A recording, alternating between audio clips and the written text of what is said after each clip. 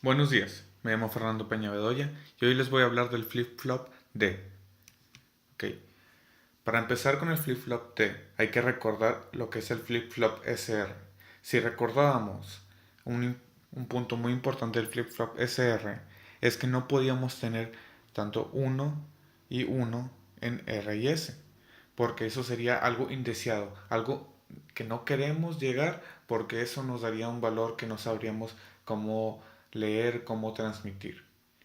Cuando llegábamos a esto, que era lo indeseado, había una solución, que era dejar de usar el SR y pasarnos a lo que es el JK. En el JK pasaba algo que nos podía solucionar esta situación, que es una retroalimentación, que podemos ver aquí en este tercer punto que se regresaba. En este punto, lo que hace al regresarnos a darnos una retroalimentación, hace que ya no nos dé un valor indeseado, ya hace que no estemos en un punto que no queremos llegar cuando tenemos uno y uno en J y en K. Lo que pasa en esta situación, si podemos recordar, es que se cambiaba el valor. Tenías cero, se cambiaba a 1. Tenías uno, se cambiaba a cero. Es un cambio de estado. Esto era lo que pasaba en un JK. Ahora, ¿qué pasa si solo queremos usar tal vez un J? O no queremos usar tanto una retroalimentación como es lo que usa JK. Pues tenemos lo que es un flip-flop D. En el flip-flop D lo que se usa es prácticamente agarras el JK pero sin la retroalimentación. Y lo que usas es ponerle un NOT a la señal de entrada que sería la D para llegar a la segunda que sería como un D negada. Así nunca tienes un uno y uno en ambas señales porque si empiezas con uno tienes un cero en el siguiente. Si empiezas con cero tienes un uno al siguiente. Entonces nunca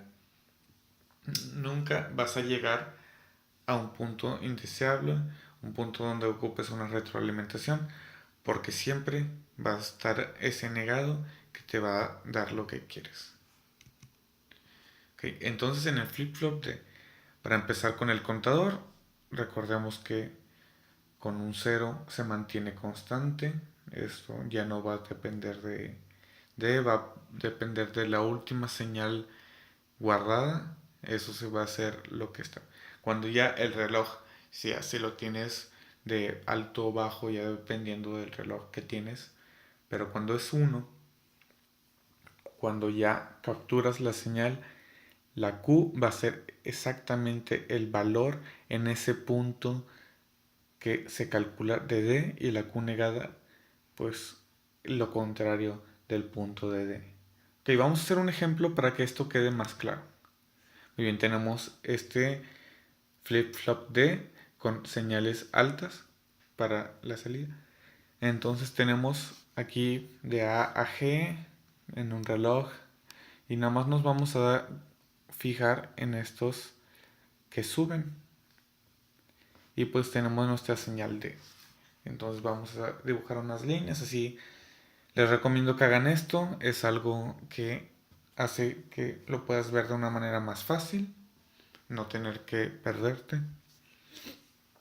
Entonces, pues empezamos con uno porque necesitamos una señal de entrada en caso de que no sepamos qué onda. Entonces, no, nada más nos vamos a fijar en los puntos en donde les dije que iba a ser igual. Aquí, en este punto, D es 0. Entonces Q va a ser 0. Y como no tenemos nada automático aquí o así, es un gran espacio entre el segundo punto, pues se va a mantener 0. Ya nos fijamos en el siguiente, pues vemos que está en 1. Y pues se mantiene en 1. Siguiente, 0, se mantiene en 0. Siguiente es 1, se mantiene en 1. Siguiente, 1, se queda en 1. Aquí, aunque en el D bajó a 0 y volvió a subir, pues no hay nada que lo esté guardando, recibiendo, como lo quieran decir. Entonces se mantiene en 1, llega al siguiente, se sigue manteniendo en 1 y en el último punto 1. Entonces tendríamos esta señal.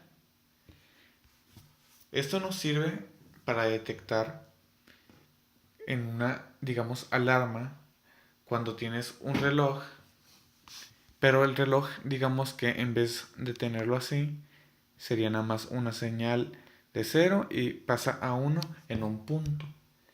Entonces lo que quieres es que se detecte primero la señal que sería la T, porque si el reloj llega a 1 primero que D llegue a 1, pues la señal se va a quedar en 0 constante.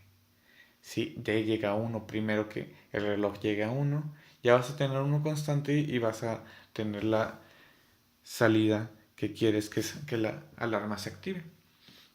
Esto tiene muchas funciones diferentes. Esto ya depende de cómo lo quieras manejar, cómo lo quieras aplicar. Hay muchos funcionamientos diferentes. También se puede usar un flip-flop para una transmisión de señal de paralelo. Pero ahorita no nos vamos a adentrar mucho en eso. Ya si quieren buscar funcionamientos, se los dejo muy a ustedes. Se los recomiendo porque es una gran opción de funcionamiento del flip-flop. Aquí nada más vamos a hablar rápido de lo que es. Ok, ahora que ya les expliqué tantito lo que es el flip-flop D, vamos a cambiar a lo que sería un latch D. El latch D es prácticamente un flip-flop D, pero en vez de ponerle el reloj que teníamos, que cambiaba constantemente, que dependía de tantos señales de altas o bajas, dependiendo de cómo lo tengas, aquí lo que vamos a hacer es ponerle un habilitador, o en inglés lo que vemos constantemente, que es la E que vemos ahí, es un enable. El enable lo que hace es un espejo, prácticamente. Cuando está activo, que es 1, va a copiar un espejo de todo ese pedazo de D. Y cuando esté en 0 va a mantenerse constante en el último que se registró. ¿Ok? Digamos que aquí no lo puse, pero digamos que Q empieza con 0. Entonces como el enable aquí está en 0, realmente no nos importa eso. Esto se mantiene constante. Cuando el enable aquí en este punto llega a 1, va a ser un espejo de lo que tenemos en D. Entonces va a seguir en 0, un punto, y luego va a subir a 1. Como el enable se acaba en el punto que D es 1, se va a mantener constante en 1. Al siguiente punto donde se quiere repetir el espejo va a bajar a 0. Tenemos este cuadrito de subir y bajar. Luego se mantiene en 0.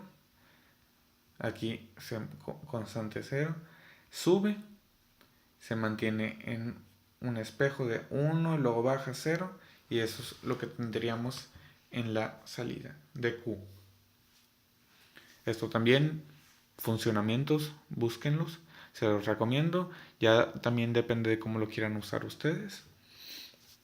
Si tienen algún proyecto donde les sirva o algo en donde se les ocurra, pues ya es dependiendo de cada quien.